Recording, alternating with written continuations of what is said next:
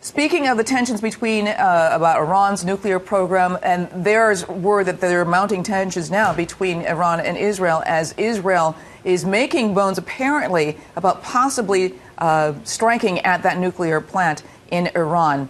Stephen Yates, the former advisor to Vice President Cheney for national security, he's joining us now with more on basically the situation with the Israeli government and Iran. And Stephen, first, welcome. Thank you, Lauren.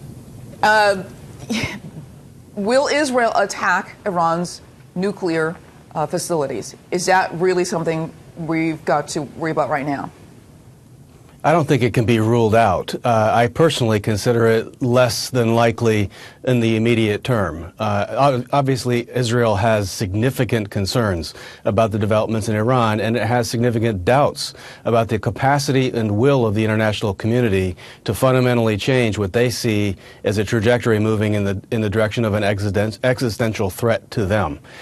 So they have real concerns. I don't have any doubt that they feel that this needs to be something that is on the table for consideration, but I sense that the issuance of this IAEA report and the heightening of rhetoric right now is really just a reminder to the world from them about how dire they see this direction as going. Well, Stephen, what will be the tripping point? What will be the point at which Israel decides they're going to launch this nuclear weapon, and will they tell the U.S. On the eve of it? Well, I think that the short answer to that is we will not get to know until it's too late. There's obviously been a lot of consultation between the governments of the United States and Israel over many, many years about exactly this problem.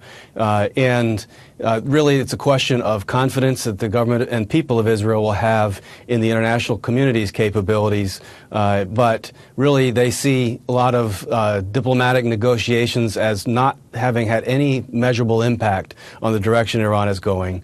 That efforts to impose sanctions, every time they are imposed, they're called tough sanctions, crippling sanctions, or there's a new adjective, but the fundamental reality is that Iran continues to have the ability to acquire the scientific know-how. All of the things that Catherine Herridge's excellent reporting summarized apply in an environment of decade-long sanctions. Now, the leaks about this possible attack at some point is being blamed on Meir Dagan. He's the former chief of Israel's Mossad intelligence service. And there's a little bit of tension there between Benjamin Netanyahu, the prime minister, and Meir Dagan. Could this be the reason for perhaps not dialing up the tension over Israel possibly going after Iran, or is it a reason to actually think it actually is closer than we think?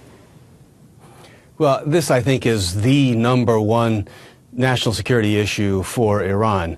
And so I would expect that in intelligence and political circles in Israel, there is a degree of pushing messaging and challenging different parts of government and the body politic to say the way, say, it was in the United States in the post-9/11 environment facing potential second attacks and things like that. So I don't think it can be ruled out that this is jockeying or pressure playing in the political system in Israel. But aside from the internals there, which I think would be impossible to say with ultimate clarity where they're going, the reality is that we have a situation on the ground in Iran that is very uncertain. We have a regime that is not terribly stable, and they have a long track record of doing very dangerous things, whether it's sponsoring terrorism or going down this path of acquiring the world's worst weapons.